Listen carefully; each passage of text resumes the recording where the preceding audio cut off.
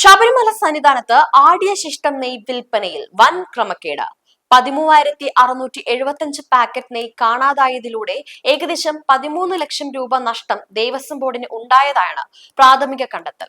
ഹൈക്കോടതി നിർദ്ദേശപ്രകാരം പത്തനംതിട്ടയിൽ നിന്നുള്ള വിജിലൻസ് സംഘം സന്നിധാനത്തെ 4 കൗണ്ടറുകളും വിശദമായ പരിശോധന നടത്തിവരികയാണ്. ശരണമന്ത്രങ്ങൾ മുഴങ്ങുന്ന ശബരിമല സന്നിധാനത്ത് നിന്ന് ഭക്തലക്ഷങ്ങളെ ഞെട്ടിക്കുന്ന അഴിമതി വിവരങ്ങളാണ് ഇപ്പോൾ പുറത്തുവരുന്നത്.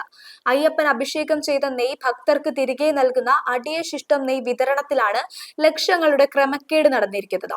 13,675 പാക്കറ്റ് നെയ്യാണ് ഇപ്പോൾ കൗണ്ടറിൽ നിന്നും കാണാതായിരിക്കുന്നത്. വിപണി വില കണക്കാക്കിയാൽ ഏകദേശം 13 ലക്ഷം രൂപയുടെ നഷ്ടമാണ് തിരുവിതാംകൂർ ദേവസ്വം ബോർഡിന് ഇതിലൂടെ ഉണ്ടായിരിക്കുന്നത്. ഹൈക്കോടതിയുടെ കർശന നിർദ്ദേശത്തെ തുടർന്ന് പത്തനംതിട്ടയിൽ നിന്നുമുള്ള വിജിലൻസ് സംഘം സന്നിധാനത്ത് ക്യാമ്പ് ചെയ്തു വരികയാണ്.